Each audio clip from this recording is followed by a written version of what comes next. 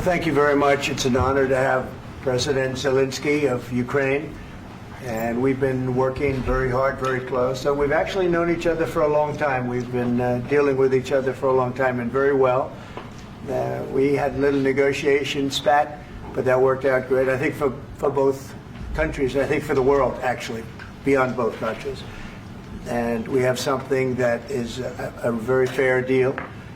And we look forward to getting in and digging and working and getting some of the rare earth. But it means we're going to be inside, and it's a big commitment from the United States, and we appreciate working with you very much. And we will continue to do that. We have had some very good discussions with Russia. I spoke with President Putin, and we're going to try and bring this to a close. It's something that you want and that he wants. We'll have to negotiate a deal. But we've started the confines of a deal, and I think something can happen. The big thing is the number of soldiers, mostly at this point, but soldiers being killed. We're losing thousands of soldiers. So on both sides, we're losing a lot of soldiers, and we want to see it stop. And we want to see the money get put to different kinds of use, like rebuilding. And we're going to be working very hard. But we've had a lot of very good conversations. I will say until we came along, the Biden administration didn't speak to Russia whatsoever. They didn't speak to anybody. They just allowed this to continue. And I will say that, I'll say in front of you, you've heard me say it 1,000 times, if I were president, this war would have never happened. We would have had a deal negotiated for you without having to go through what you've gone through. But your soldiers have been unbelievably brave. We've given them great equipment, but somebody has to use the equipment. They've been unbelievably brave, and we give them great credit. This was supposed to be over very quickly, and here we are 3 years later. So I give tremendous credit to your generals and your soldiers and yourself in the sense that it's been very hard fighting, very tough fighting. They're great fighters. And you have to be very proud of them from that standpoint. But now we want to get it over with. It's enough, right? We want to get it over with. So it's an honor to have you here. Thank you very much for coming. We're going to sign the agreement at the conference in the East Room in a little while, right after lunch. And we'll be having lunch together. We're also discussing some other things. And we appreciate everybody being here. It's somewhat of an exciting moment, but the really exciting moment is when they stop the shooting and we end up with a deal. And I think we're fairly close to getting that, and an honor to have you. And please, I'd like to say something. Yeah, thank you so much, Mr. President. Thank you for invitation. And really, I hope that this first document will be first step to real security guarantees for Ukraine, our people, our children. I really count on it. And of course, we count that America will not stop support. Really, for us, it's very important to support and to continue it. I want to discuss it with details further during our conversation, and of course, the infrastructure or security guarantees. Because for today, I understand what Europe is ready to do. And of course, I want to discuss with you what the United States will be ready to do. And I really count on your strong position to stop Putin. And you said that enough with the war. I think that is very important, Ben, to say these words to Putin at the very beginning of war, because he is a killer and terrorist. But I hope that together we can stop him. But for us, it's very important to, to save our country, our values, our freedom, and democracy, and of course, no compromises with the killer about our territories. But it will be later. And of course, what I wanted, we spoke about it by phone with you about the drones production. We have very good drones production. I think the best one in the world for today because of the war. Yes, and of course, we need very much the air defense. You have the best air defense in the world, and really you helped us under attacks of Russians. And I want to speak how we can exchange the licenses. We're open to share the licenses of all our drones with you, of course, with the United States. And we need licenses for quick production of air defense. Even after the war, we need our nation to be calm, that we are secure. So that's why we need this air shield. And of course, about this I want to speak about the contingents. I think that France and UK already spoke to you, and we know that Europe is ready, but without the United States, they will not be ready to be as strong as we need. And the last point, last not least, about exchange, about our people and children. And you know that these crazy Russians, that they stolen 20,000 of children, Ukrainian children. They changed their names, they changed their families, relatives, and now they're in Russia. We want to bring them back, and really, it's a big dream, task, and goal for me, and our warriors. By the way, Mr. President, we exchanged, released more than 4,000 warriors from Russian prison, but there are thousands more in the prison. I wanted to share with you some images. How it's. You have just can I now? Yeah, Have I? please. Some minute, 1 minute, 1 minute. Just you to understand in what circumstances, in what situation they are, and what the attitude of Russia to our prisoners. That guys, just you before and after. And you see before and after, just you to understand. Now thousands of such guys, ladies and men, there, and that, so they don't eat, they beat them, and they do a lot of bad things. So out of, even during the war, there are rules. Everybody knows there are rules during the war. So these guys, they don't have any rules. You see that 50, 60 kilograms left, and a lot of such things.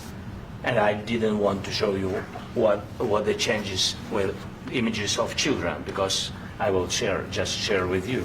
And I mean, it's looking tragic. Yep, that's tough stuff. I wanted very much to give you, and you see. Yeah. This is pastor, by the way. They stolen pastors because it's not Russian church. They stolen pastors and moved pastors to the prison. At the end of last year, we brought 3 pastors, and we could exchange them. And this is pastor, you see. Yeah, that's tough. Yeah. So I mean, this I wanted to show you, and this. So thank you very much. We want to get that ended, right? Yeah. Of course, we And I want. think we will. And We have to, of course. do you have any questions, please? Thank you, Mr. President. With how much money is the U.S. going to put into the fund that is being created today, and how does this provide long-term security for Ukraine? Well, we don't know exactly how much, because we're going to be putting some money in a fund that we're going to get from the raw earth that we're going to be taking and sharing in terms of revenue. So it's going to be a lot of money will be made from the sale and from the use of raw earth. And as you know, our country doesn't have much raw earth. We have a lot of oil and gas, but we don't have a lot of the raw earth. And what we do have is protected by the environmentalists, but that can be unprotected, but still it's not very much. They have among the best in the world in terms of raw earth. So we're going to be using that, using it for all of the things we do, including AI and including weapons and the military, and it's really going to very much satisfy our needs. So it's something that just worked out really well. We have a lot of oil, and we have a lot of gas, but we don't have raw earth. So this has just about every component of the raw earth that we need for computers, for all of the things we do. This puts us in great shape. And on long-term security for Ukraine, how does this provide it? I think they're going to have great luck. I think once we make the agreement, that's going to be 95% of it. They're not going to go back to fighting. I've spoken with President Putin, and I feel very strong. I've known him for a long time, and I feel very strongly that they're very serious about it, and we'll make a deal. And when the deal is made, I don't think we talk about security. Everyone's talking about the other day. All they talked about was security. I said, let me make the deal first. I have to make the deal first. I don't worry about security right now. We have to have a deal, because right now, last week, 2,000 soldiers died on both sides.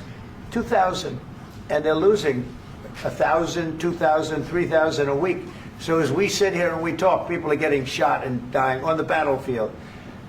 And you know, they're not American soldiers, but they're Russian soldiers and they're Ukrainian soldiers, and we want to be able to stop it. And we want to be able also to spend money on other things. We don't want to, this is a tremendous amount of money. And what the Biden administration did was terrible. They were giving money, but he had no security on the money. Europe, as you know, gave much less money, but they had security. It was in the form of a loan. They get their money back, and we didn't. And now, at least we're protected because the American taxpayer has to be protected too. But this is an incredible agreement for Ukraine because we have a big investment in their country now, and what they have, very few people have. And we're able to really go forward with very, very high-tech things and many other things, including weaponry that we're going to use in many locations, but that we need for our country. Mr. President, This allows us to do that. will you continue Sorry. sending military aid? Yes, go ahead, please. If I can just, yes. In the document, there is one of the very important points. If we speak about business and investment, we never had LNG terminals in Ukraine. This document will open. I mean, the next document, but anyway, here we see in the framework, we see really goodwill for this. LNG terminals for us is very important, and I think for security of European continent. We have the biggest storage, gas storage. We have the biggest in Europe. Yes, yes, and we can use it. Use it for LNG. Use it for LNG, and we will do it. And really, we can help Europe because Europe really helped. President Trump said that they made less support, but they are our friends and they are our very supportive partners. They really gave a lot, Mr. President. They did. They gave a lot, but they gave much less. No. Much less. No. No. No. Okay.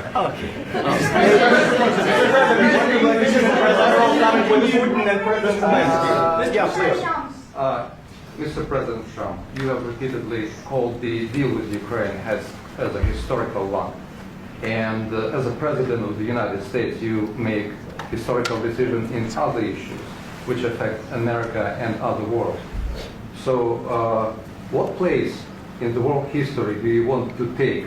And do you associate yourself with any famous historical figures? Yeah, I'd say George Washington, Abraham Lincoln. I would say I'm far superior to George Washington and Abraham Lincoln. Now, you know I'm only kidding, right? Because when I say that, the fake news is going to go wild. They're going to say he considers himself to be better than Washington. But you never know. You never know. I don't compare myself to anybody. I'm here to do a job. We've had a great 35 days or whatever it might be, a month, a little more than a month. We've accomplished tremendous amounts. Not only this would be a very great achievement if we could get the war stopped and get them back to normalization. I think that's going to happen. We've had very good talks on both sides, as you know. But I think we've done a very good job, just generally. If you look at all of the things we've done in 30 days, they're saying there's never been a opening for a president. The first month, there's never been a first month like we've had. And this is one of the very important things. This, to me, is one of the most important things because we have tremendous death taking place as we speak, and I don't want to have that. You know, think of the parents, whether they're in Russia or Ukraine, think of the parents of all these people being killed needlessly. They came to our territory. Should have never started. This would have, if I were president, this would have never started. Mr. President, will you continue sending military aid to Ukraine after the U.S. signs this agreement with Ukraine? Yeah, we're going to be continuing. President Zelenskyy, do you feel like the U.S. is on your side, that President Trump is on your side at this moment? What do you think? He wants to know, do you think that, sort of a stupid question. I guess we wouldn't be here if I wasn't. I think that the United States on our side from the very beginning of occupation, and I think that President Trump on our side, and of course, I'm sure that the United States President will not stop support. This is crucial for us. It's important for us. Yes. And Putin, the president speaks about the people and the soldiers which are dying, but they came to our territory, they came to our land. They began this war, and they have to stop. And I think this is the question, with really the most important question. Can President Trump, I hope yes, with some other allies, to stop Putin, withdraw these enemies, our enemy, withdraw these troops from our land? And I think that you asked about the history, I think that if President, or when, he will stop Putin, if President Trump will bring peace to our country, I think he will be on this wall. We've had very, very good talks. Military aid to Ukraine. President Zelenskyy just said that there'll be no compromises with Vladimir Putin. I just wanted to ask both of you, firstly, are there compromises that you think that President Zelenskyy is going to have to make? And President Zelenskyy, is there anything that you might be thinking that you may be able to offer or bring to the table, for example, elections? Thank you. I think you're going to have to always make compromises. You can't do any deals without compromises. So certainly he's going to have to make some compromises, but hopefully they won't be as big as some people think you're going to have to make. That's all. That's all we can do. I'm here as an arbitrator, as a mediator to a certain extent between two parties that have been very hostile, to put it mildly. They've been very hostile. There's been a vicious war. There's been a vicious war. You know, it's a very level battlefield, and those bullets go out, and as I've said many times, we were talking about it with Pete, many times the only thing stopping those bullets is a human body. And in the case we're talking about, generally young human bodies are stopping a lot of bullets. It's dead level. That's why it's great farmland. It's great land. It's great farmland, but there's very little protection against the bullets that are being, and other things that are being shot. So all I can do is see if I can get everybody at the table and get an agreement. And I think we're going to end up with an agreement. Otherwise, I wouldn't probably be even here today. Mr. President, I've got two questions for you. You think ultimately your legacy will be the peacemaker and not the president that led this country into another war and ended foreign wars? And I've got a question. I hope it will. I mean, I hope I'm going to be remembered as a peacemaker. This would be a great thing if we could do this. I'm doing this to save lives more than anything else. Second is to save a lot of money, but I consider that to be far less important. So I hope I'm going to, thank you, Brian, for that question. It was a nice question. I hope I'll be known and recognized as a peacemaker. This would be a great thing to solve. This is a very dangerous situation. You know, this could lead to a third world war. This was headed in the wrong direction.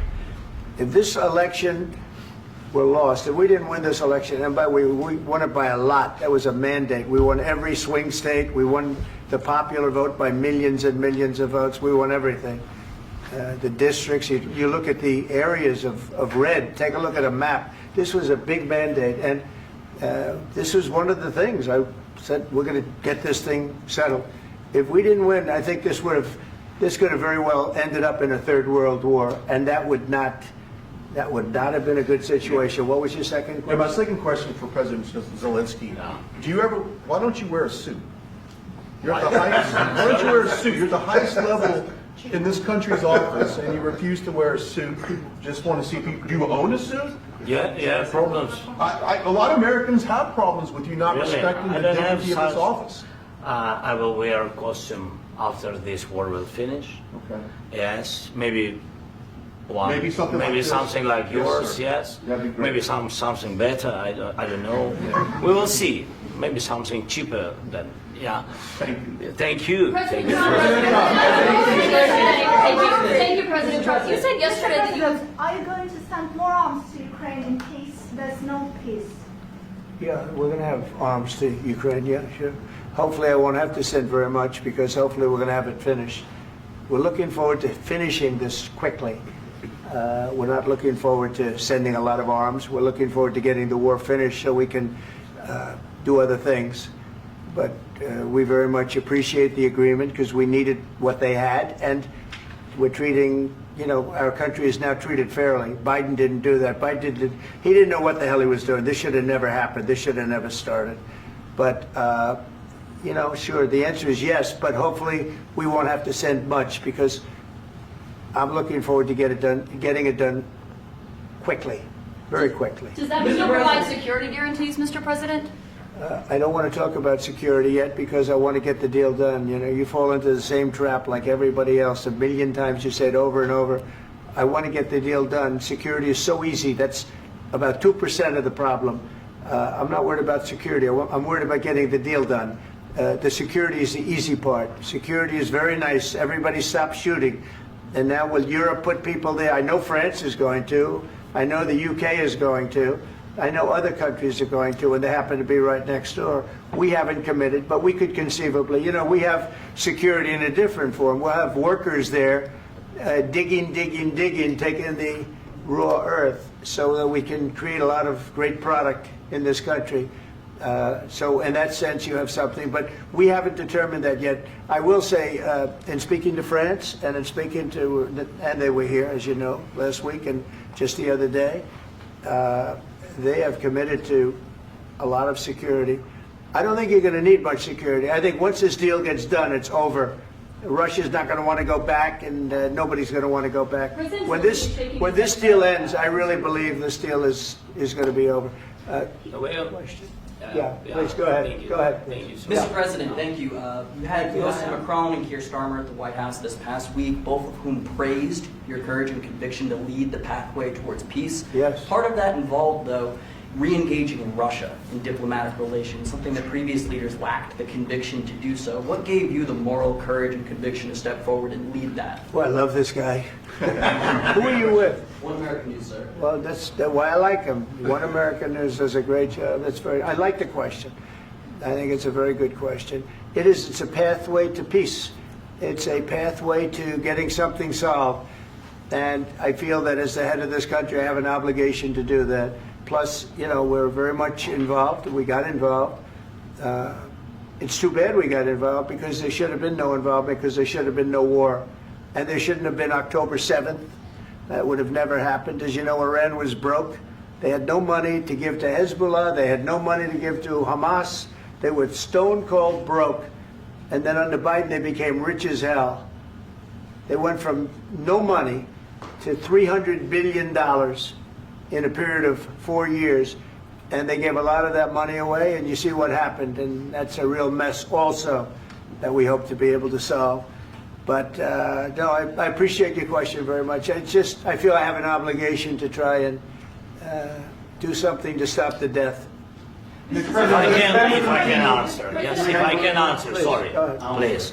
Please. And I do like your clothing, by the way. Yeah, really? Even though I think he's a great guy, by the way. But I don't know if you two like each other. But you know what? I think he's dressed. I like this guy. I think he's dressed beautiful. So I have more serious things than answer on such Yeah, question. sure, I will answer on more serious That's a good question if statement. I can. That's good. Yeah. So please, about security guarantees and about just ceasefire. We can't just speak about ceasefire and speak. It will not work. Just ceasefire will never work, because I'm like a president.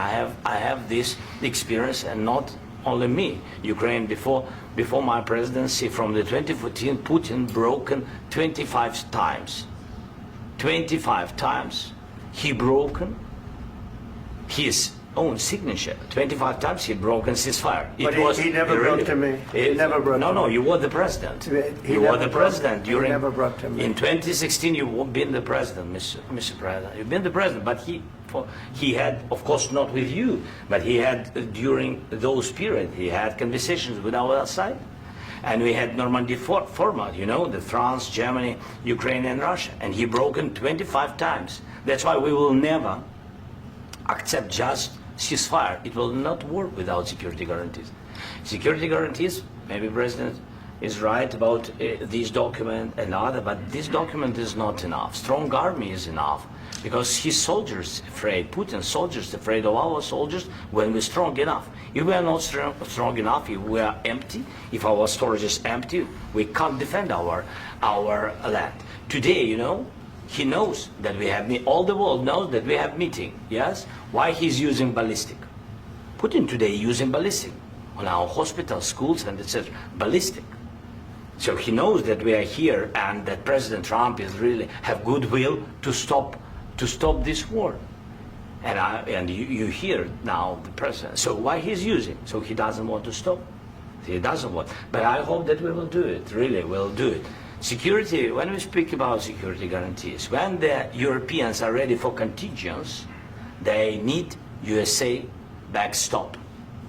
If there will not be United States, we will not never have any contingents, strong contingents from the Europeans, because they don't want to divide alliance, connection between the United States and the main and strongest ally and Europeans. And this is crucial, this is important. That's what we want to speak about very much. This is very important. And air defense. So air defense, really, we have big deficit with all these systems, and we need to provide this. We need it very much. Otherwise, Putin will never stop, and will go further and further. He doesn't want. He hates us. You know, it's not about me. He hates Ukrainians. He thinks that we are not a nation. He thinks, and he shared these thoughts. I think maybe with your team also. I don't know, but with all the Europeans, in media, officially and not, he always said that there is no such country, such nation, such language, and such life like Ukrainian. No, he really doesn't respect all the Ukrainians, and he wants to destroy us. And you are right, Mr. President. That's 2%. This document, maybe other documents, it's a very good start, very good, but it will not enough to stop this person.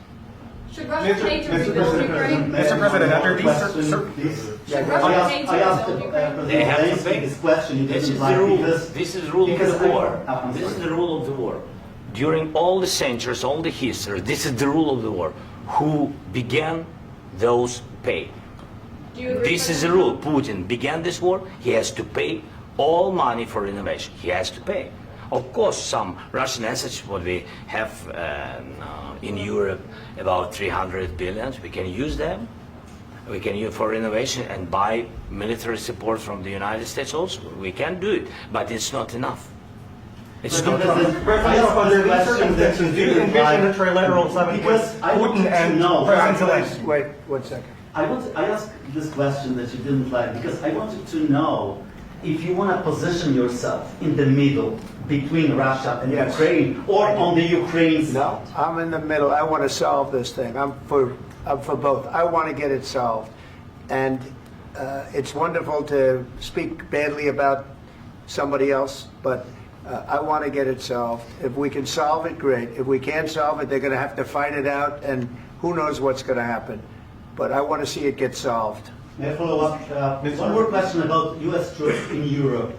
After Russian invasion of Ukraine, your predecessor sent additional troops to Eastern Europe, including Poland, my country. Yeah. Are you committed to keeping these troops on the eastern flank of NATO in the future? I'm very committed to Poland. I think Poland has really stepped up and done a great job for NATO. They, as you know, they paid more than they had to. They are one of the finest groups of people I've ever known. I'm very committed to Poland. What about Baltics? Poland's in a tough neighborhood, you know. What about the Baltics? The Baltics, they got a lot of, it's a tough neighborhood too, but we're committed. We're going to be very committed, and we're committed to NATO. But NATO has to step up, and the Europeans have to step up more than they have. And I want to see them equalize, because they are in for far less than we're in, and they should be at least equal. You understand that? Why is the United States, we have an ocean in between, why is the United States in for so much more money and other things as Europe? With that being said, and as you said, they've also been obviously very helpful, but we have put in far more than they have, and I think they should equalize. Mr. President, Please, go ahead. About the agreement again today, what changed between the first time that Secretary Bessent gave President Zelensky the agreement and today for the signing? We made a deal. So What was the I'm just- deciding factor? I'm a business person. We made a deal. That's what changed. Mr. President, I didn't think we were going to make a deal, and we ended up making the deal, so that changed. Mr. President, what and how do you envision a trilateral summit with President Zelenskyy and Putin. I don't know, under but these well, they circumstances? don't like each other. I can tell you that. Okay? They do not like each other. This is not a love match, and it's unfortunate. That's why you're in this situation. The United States should not have allowed this to happen. Okay? The United States, run by a man that didn't know much. I'm going to be very nice. Run by an incompetent person, very incompetent person, should never have allowed this to happen. I've stopped wars. I've stopped many wars. My people will tell you, I stopped wars that nobody ever heard about. I stopped wars before they ever started. You can look at some of, I could give you a lot of nations that would tell you right now they were probably going to war. I could tell you right now there's a nation thinking about going to war on something that nobody in this room has ever even heard about. Two smaller nations, but big, still big. And I think I've stopped it. But this should have never happened. Mr. President. Sorry, just a second. About any negotiations. First of all, I want really to tell you, and I think that everybody understands that Ukraine, more than Ukrainians, nobody wants to stop this war. But at the future, any negotiations, it's understandable that two sides of the war, not Russia and the United States, because this is not the war between Russia and the United States. This is war of Russia against Ukraine and Ukrainian people. So these two sides will be at the will be at the negotiation table. Then of course United States, like the strongest partner of the Ukraine, and of course Europe. I think Europe is very important. I want to speak about it with the President. Yes, Europe is very important for us because we really defend Europe for today. All Europeans really recognize that we are defending the line and they have real life and our people are dying. That's why they helped us. And also it's about the NATO. Yes, between, like the President said, you have big, nice ocean. Yes, between us. But if we will not stay, Russia will go further to Baltics and to Poland, by the way. But first to the Baltics. It's understandable for them because they've been in the USSR. You know, they've been one of the republics of the USSR, and Putin wants to bring them back to his empire. It's a fact. And when he will go there, if we will not stay, you will fight. Your American soldiers, it doesn't matter, do you have ocean or not, your soldiers will fight. Mr. President, would you be willing to visit Ukraine, maybe Kyiv or Odessa, which is going to be a third year of Black Sea? It was my question. I'm sorry. I don't want to talk about Odessa now. Let's not talk about Odessa. I want to talk about making a deal, getting peace. We don't have to talk about Odessa, but a lot of cities have been destroyed. There are a lot of cities that are not recognizable. There's not a building standing. No. And a lot of things have Mr. to happen. President, you have to come and to look. No. We have very good cities. Yes, a lot of things have been destroyed, but mostly cities alive and people work and children go to school. Sometimes it's very difficult. Sometimes closer to front line, children have to go to underground schools or online, but we live. Ukraine is fighting and Ukraine lives. This is very important. And maybe it's Putin is sharing this information that he destroyed us. No, he lost 700,000 people, 700,000 soldiers. He lost everything. Yes. So, Mr. President, one more. I mentioned Poland. Please, go ahead. When did you last speak with President Putin, and what did he say that? A couple of days ago. And what did he tell you that gave you the assurance that he wanted peace? Well, that's what I do. My whole life is deals. I know pretty good. And I've known him for a long time. I've dealt with him for a long time. He had to suffer through the Russia hoax. You know, Russia was a hoax. It was all Biden. It was nothing to do with him. So he had to suffer through that, and he was able to do that. I think that he wants to make a deal, and he'd like to see it end. That's all I do. That's what I do. My whole life, that's what I do is make deals. And I'm in the middle of a mess because this is a real mess. It's a very dangerous one. If this doesn't get solved now, it's not going to get solved for a long time. So I hope we're going to get it solved. In the back, please. Thank you, Mr. President. Prime Minister Starmer claims repeatedly that his government believes in free speech and was not engaged in censorship. But his country's government arrests people for memes and thought crimes, and even more worrisome is pressuring American companies to censor Americans on his behalf. How can he be a reliable, trustworthy partner when he says things that are demonstrably false on such an important topic? Well, we actually spoke to him about that yesterday, and we thought they took it very, very much too far. JD was very strong on it. So was I.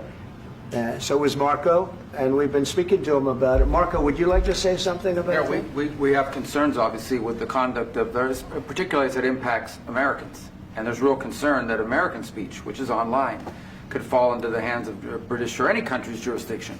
And so this is a point the Vice President made of Munich, and I think it's a very compelling one, that what unites us with Europe, as much as anything else, is these shared values, and one of them being free speech. And so if Americans are threatened by it, we're going to need to take action in that regard. Mr. President. It's actually a very important question. We spoke about this in detail with the Prime Minister, the Foreign Secretary, and others at lunch yesterday. And I know that Secretary of Commerce Lutnick followed up in private meetings last night. This is really important. We believe Americans have the right to speak their mind, even if we in this room disagree with them. They have the right to speak their mind in the public square, which is often online these days. And we're going to defend that right as it pertains to American companies and American citizens vigorously if we have to. I do think that under the President's leadership, we're going to find common ground with our friends in the UK on this question, but it remains to be seen. The principle that will guide us is we believe in free speech in this country, and we'll fight for it for American citizens. Mr. President, on the deal, is there any other oil and gas component to the deal? Is it all critical? A little bit. We'll see. On LNG? But we're not really looking for that so much. We got a lot. We have more than anybody in the world, by far. So no, we're not talking about it too much, but a little bit. I think it affects also, but for the most part, no. And sir, is there any agreement from Ukraine to purchase U.S. LNG as part of the deal, or is that on the table at all? No, we don't need that. Mr. President, I just wanted to ask you about, you just mentioned that you'd spoken to Vladimir Putin a couple of days ago. Just to be clear, that's a new call, not the one that you... I've spoken to him on numerous occasions. Okay, and how was the latest call? What did you discuss? How did it go? Are you serious with that question? I am. I'd love to know. It went well. I think we're going to have a deal. On the minerals deal, Mr. President, some of those minerals are in the east of Ukraine, not far from the front lines and in areas that Russia has occupied. Will you direct President Putin to withdraw his forces from those areas if there's U.S. interest? Well, we'll take a look at the time. We have a lot of area. It's a very big area we're talking about, so we'll take a look. I'll study that and I'll see. And who would protect those minerals if they are U.S. interests? Would that be Ukrainian forces? They'll be protected. The agreement will protect them. U.S. The agreement, yeah, we're signing an agreement. Right, but what if Russia tries to invade or there's Russian aggression in those spots? I just told you I don't think that's going to happen. And if that were going to happen, I wouldn't make a deal. If I thought that was going to happen, I wouldn't make a deal. Some people may wonder why. You know, they ought to focus on CNN on survival, not asking me these ridiculous questions. Focus on surviving, because CNN's got such low ratings. I don't think they're going to survive. Let's go. Please go. I already mentioned Poland. Poland was under Russian control for decades after the Second World War. When I was a kid, I looked at the United States not only as a most powerful country, richest country in the world, the country that has great music, great movies, great muscle cars, but also as a force for good. And now I'm talking with my friends in Poland, and they are worried that you align yourself too much with Putin. What's your message for them? Well, if I didn't align myself with both of them, you'd never have a deal. You want me to say really terrible things about Putin and then say, "Hi, Vladimir, how are we doing on the deal?" That doesn't work that way. I'm not aligned with Putin. I'm not aligned with anybody. I'm aligned with the United States of America and for the good of the world. I'm aligned with the world, and I want to get this thing over with. You see the hatred he's got for Putin. It's very tough for me to make a deal with that kind of hate. He's got tremendous hatred, and I understand that, but I can tell you the other side isn't exactly in love with, him either. So it's not a question of alignment. I'm aligned with the world. I want to get the thing set. I'm aligned with Europe. I want to see if we can get this thing done. You want me to be tough? I could be tougher than any human being you've ever seen. I'd be so tough.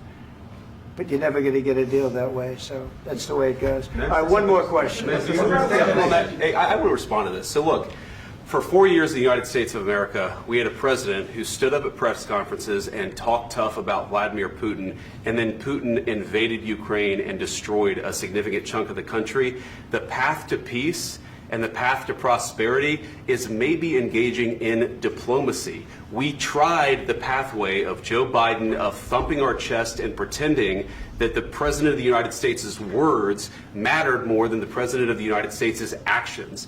What makes America a good country is America engaging in diplomacy. That's what President Trump is doing. Can I ask you?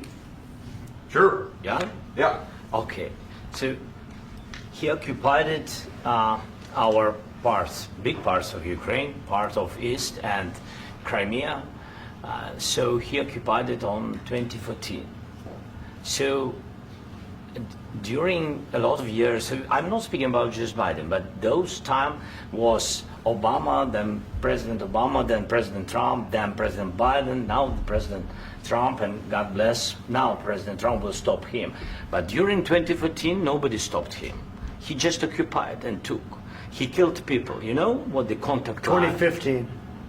2014. 2014 and 2014. 2014. Yeah. So I was not here. Yeah, but that's exactly right. Yes, but during 2014 till 2022, yeah, the situation the same. The people are been dying on the contact line. Nobody stopped him. You know that we had conversations with him, a lot of conversations, my bilateral conversation, and we signed with him. Me, like a new president. In 2019, I signed with him the deal. I signed with him, Macron and Merkel, we signed ceasefire. Ceasefire. All of them told me that he will never go. We signed him with gas contract. Gas contract. Yes, but after that, he broken this ceasefire. He killed our people and he didn't exchange prisoners. We signed the exchange of prisoners, but he didn't do it. What kind of diplomacy, JD, you are speaking about? What do you mean?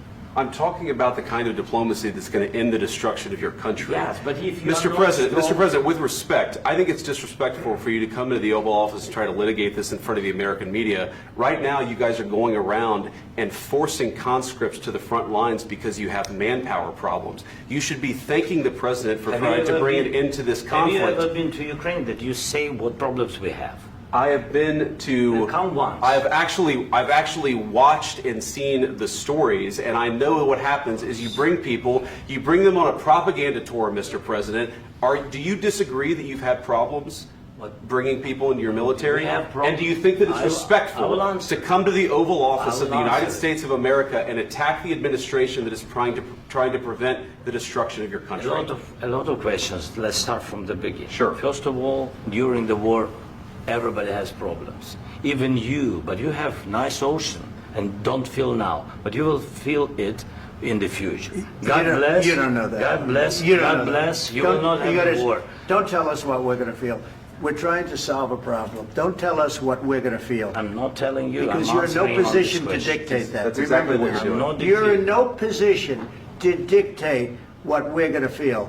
We're going to feel very good. You will feel influenced. We're going to feel very good and very strong. You will feel influenced. You're right now not in a very good position.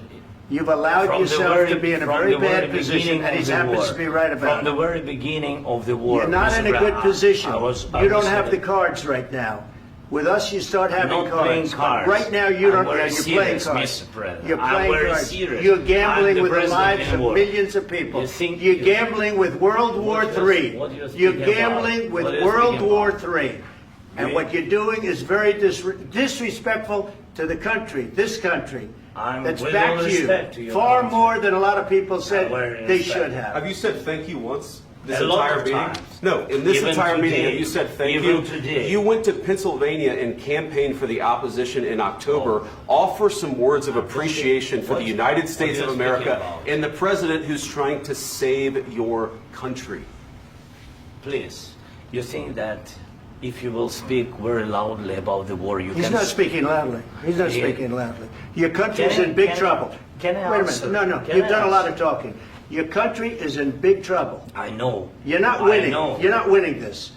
You have a damn good chance of coming out okay because of us. Mr. President, we are staying in our country, staying strong from the very beginning of the war. We've been alone, and we are thankful. I said thanks You haven't in been this alone. cabinet, You and haven't not been only alone. in this We cabinet. gave you, through I this said stupid thank you. president, $350 billion. You voted we gave for you your military president. equipment, You and you voted men for are your brave, but they had to use our military. What about US if people? you didn't have You our invited military me- equipment, you invited if me you to didn't speak- have our military equipment, this war would have been over in 2 weeks. In 3 okay? days, I heard it from Putin. In 3 days, this is something Maybe new. less. In 2 weeks, of course, yes. It's going to be a very hard thing to do business like this. I tell you. Just say thank you. I said a lot of times that there, thank you except to that, American people. Except that there are disagreements, and let's go litigate those disagreements rather than trying to fight it out in the American media when you're wrong. We know that you're wrong. But you see, I think it's good for the American people to see what's going on. I understand, sir. I think it's I very understand. important. That's why I kept this going so long. You have to be thankful. You don't have the I'm cards. thankful. You're buried there. Your people are dying. tell you You're again, running I low know. on soldiers. Don't- Listen, don't please, you're running Mr. low on President. soldiers. It would be a damn good thing. Mr. And then President. then you tell us, I don't want a ceasefire. I don't want a ceasefire. I want to go and I want this. Look, if you could get a ceasefire right now, I tell you, you take it so the bullets stop flying and your men stop getting killed. Of course, we want to stop the war. But you're I saying said- you don't want a ceasefire. But I said to you, I want a ceasefire. with guarantees. Because you'll get a ceasefire faster than an agreement. Ask our people about ceasefire, what they think. That wasn't it doesn't with matter me. for you what That what wasn't is- with me. It That was with wasn't you. a guy named Biden who was not a smart person. This That is was your, with, this that was is with your Obama. president. It was your president. Excuse me. That was with Obama, who gave you sheets, and I gave you javelins. Yes. I gave you the javelins to take out all those tanks. Obama gave you sheets. In fact, the statement is Obama gave sheets and Trump gave javelins. You got to be more thankful, because let me tell you, you don't have the cards. With us, you have the cards. But without us, you don't have any cards. One more question to Mr. Vice President. I'm sorry. It's going to be a tough deal to make, Um, because the attitudes have to change. What if Russia breaks ceasefire? What if Russia breaks peace talks? What do we do then? I understand that it's a heated conversation right now. What are you but saying? what She's if asking, Russia- what if Russia Putin breaks the breaks ceasefire? What if anything? What if a bomb drops on your head right now? But they have Okay? broken ceasefire What if they broke it? many I don't know. times. They broke it with Biden because Biden, they didn't respect him. They didn't respect Obama. They respect me. But what- Let me tell you, Putin went through a hell of a lot with me. He went through a phony witch hunt where they used him and Russia. Russia. You ever hear of that deal? That was a phony Hunter Biden, Joe Biden scam. Hillary Clinton, Shifty Adam Schiff. It was a Democrat scam. And he had to go through that. And he did go through it. We didn't end up in a war. And he went through it. He was accused of all that stuff. He had nothing to do with it. It came out of Hunter Biden's bathroom. It came out of Hunter Biden's bedroom. It was disgusting. And then they said, oh, the laptop from hell was made by Russia. The 51 agents. The whole thing was a scam. And he had to put up with that. He was being accused of all that stuff. All I can say is this. He might have broken deals with Obama and Bush, and he might have broken them with Biden. He did, maybe. Maybe he didn't. I don't know what happened. But he didn't break them with me. He wants to make a deal. I don't know if you can make a deal. The problem is, I've empowered you to be a tough guy. And I don't think you'd be a tough guy without the United States. And your people are very brave. But you're either going to make a deal or we're out. And if we're out, you'll fight it out. I don't think it's going to be pretty, but you'll fight it out. But you don't have the cards. But once we sign that deal, you're in a much better position. But you're not acting at all thankful. And that's not a nice thing. I'll be honest, that's not a nice thing. All right, I think we've seen enough. What do you think? Huh? This is going to be great television, I will say that. All right. We'll see what we can do about putting it together. Thanks, sir. I know this is I need the back of We'll see. I don't know. Guys, come on. Wait, hey, let's go. Guys, come on. Let's move.